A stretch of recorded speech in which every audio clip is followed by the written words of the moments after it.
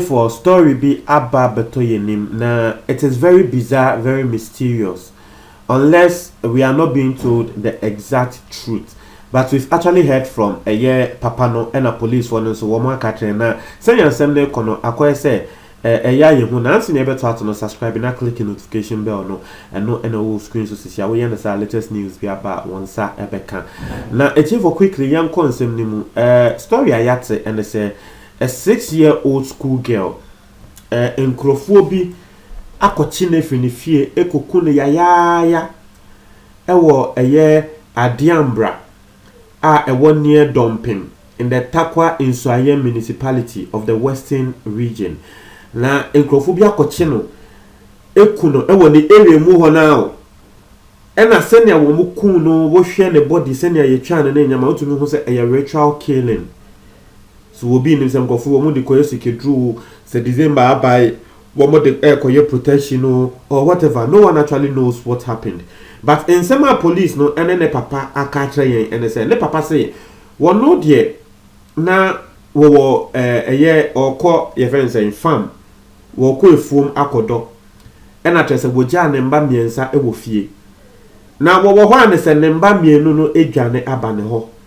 Adenya in Krofobi abafio. Abefa ketwa na wowom no ani din ede Cecilia Kobna wo ma befa no 6-year-old ya befa no na trese wo mo de no eko na wo be fia wo yese wo ko hwehwe ne bana no ko hu se ne bana eda enwure bi mu wo mo ewia ho a wo hwa wo mo twa ne minim na wo hwe se na ye twicha ne body wewu a wo da ho ye twicha o tumi se nkrofo mbeche no eye sikedro se de no mo de koye na me se na sebe akukudro fin bensu ni afei de fie ho ena wo mutumi ko eko no wait there I don't know this particular one I just don't know say enkola miensa ene wo fie na wako fie ho enkola miensa no ho na je say enkola na nimu a wo mu ehu say eye enkrofo no ageketwa no ana acheketwa no mo de ne ko ena nkola ne dwane ko omo papa ho okoka tre no ekobo na mane ewo fom ho dabi inti story we anu de abetu yenimu na me say dabi we there I don't know maybe there's something in it minim ebia papa na koye obi bone na ne bako na tre ne say wo maybe amekun wo ba na I don't know but the story is too bizarre like just like that keke. And as I will ban or no pet any wolfia would dear grow. One more ye three and 3 nini na.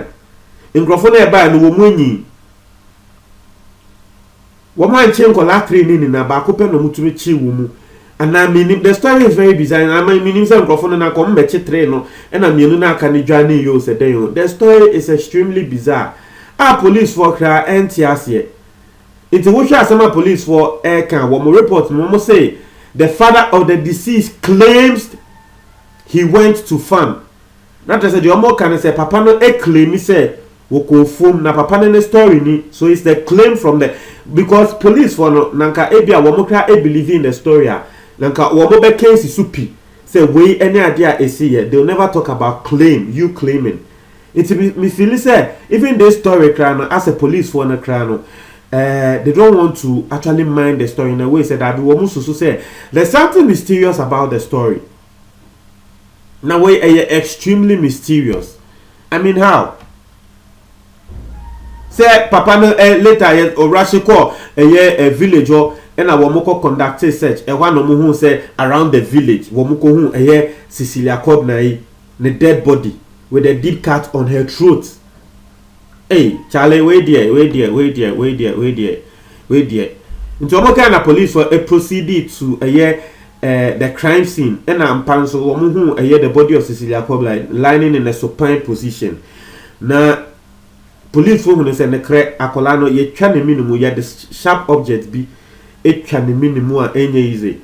Now and that mean can say body in there my convey body no acco the municipal a year hospital mortuary at a water qua.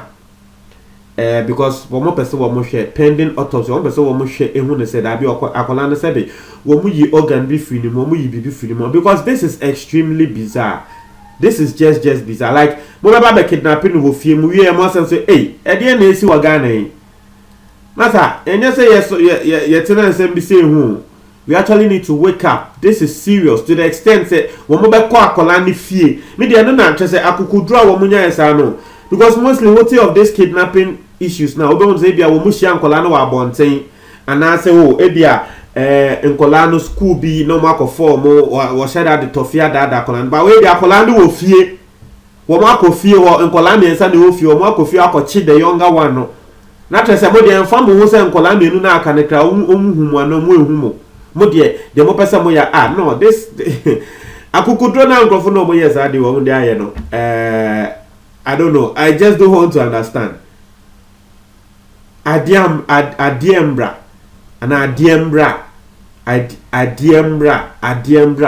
em say ekuro no ni din no enye adiembra o ka adiembra ya ko sound to say Nigeria adiembra ene na ekuro ni din ewo dumping in the Takwa Insuayem municipality. This is serious. This is serious. I mean, the authorities, whatever, they able to me ayebia. Whoa, bibi say no. Abrochia nanka at least we can actually get the people in the sense nkola mienu no ehun nkrofo no. So like abrochia wo mo expert bi ana ko betumi ne nkola na twetwe nkomo na wo mo nya some information be na expert na nkasa yese wo mo be draw. They have a name for them, bro. For dimbi ye dem wo mo na expert na draw nkrofo no wo mo draw nkrofo na police no e dey form database di mo bo say wo mo se draw any na no wo mo mfonyi beba na afi yanam sa nkrofo no so aye investigation ni ehunu say okay this particular time nipa we wo ha inti obenkro no dia and you know na obetumi aye bibisa. Now, sadly, the meaning say Ghana, we don't have a system like that. It's a long way to go. Ghana, the main it's not something we can even do right now. But issues be saying, nanka bibisa ebe to me, I then abwa. That's it. Now, I don't know. Our condolence to the family, Papa no, minim, but Miss Remo, Tiemia. Yemfa de we enye esua de sanya Ghana ye hu sisi na mesre hwe wo de wo ko bebia na vrongo ka na wo kwa mesre menko ja oba emmo bia ana menja na pe ewo fie mesre wo de fa ne ko wai wo de fa ne ko mesre mo a na nsenya na me de story bi nso bae abranche bi sa wono nso wo ko omuko ja akola bi emano akola kete ye ko ja mano chese wo neighbor nim ena trese ne akola ne mame ne papa ko baby na akola no wo mo be so akola ne be di omochi ena mo koja ne ma abranche bi wo mo area mu a abranche no wo mo susu se wo betumi di omuni ebeto ne so ana betumi di omuni ato ne so omo ko ba ya na abranche na fa akola na ye no trese wa sai akola na akola ketwa o abranche ne nda me ne wo kase ye de na kokot na ya che na tun enti me stress na Ghana aye hu no o de afa ne se you don't trust anyone. Hey, man krofonka se utimwode. Utiemi. Man krofonka se utimwode. Enya hwe. Fane se wo de utimwode. Untrust wo bia wo area mu. Uko baby afa wa de ko. Mesre mo Ghana ye hu. O akola keto a, uko baby afa ne ko. Unless ebia wenyi unless ebia wo 18 years and above. I know the only say the person can actually cater for his or herself. And for him or herself. And no, you don't have anything to do. And then they're able to me a jano. But no crano, you need to be extremely careful. But akolane ye 10 years, 13 mesre, men ko jane mobi. Men jane eofio. Now they ever say bia, okay, wo de wajana go fio and I said and you be never kidnap you, but BBS wo fio. Ebia I don't know, but be bad they see wo fie ho na say or no so I am trapped in the house obey den mesremu we efuomu a wo koi wo ya wo mano ejane ba ho be frɛ wo no na say wo mano wo munim efuom na wo kɔ no munim bibia na wo kɔ at least na ka otumi de omo kɔye na wo mo kɔgina wa but sometimes so the riskiness in this efuom there no I understand. Once nyama bi say no wunim na nsenya story bi kra by say ma me bi ede ne bucket wa ekofom and also say ye bekwa kwhwe na trese owo akoka akola no ati say when so serious ma me ni kofom no pese obeja ne ba no odi ni kofom atrese wodo a ne ba no gina ho na trese owo akoka akola no efemu ewu ye nti sometimes some of these things no also deters you from taking the children to the farm. But Mr. Remo, I don't know, but in these times, you can't even trust relatives. So, ebia na ususu say nkola no wo mo fabi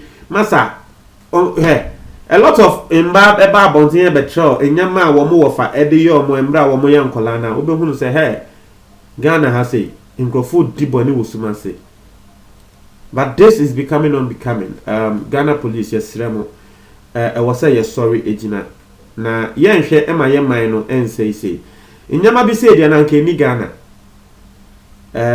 enyama bi say dia baby nim say social media so na ma aye we dia ba mo try mo comment box me tie for me that say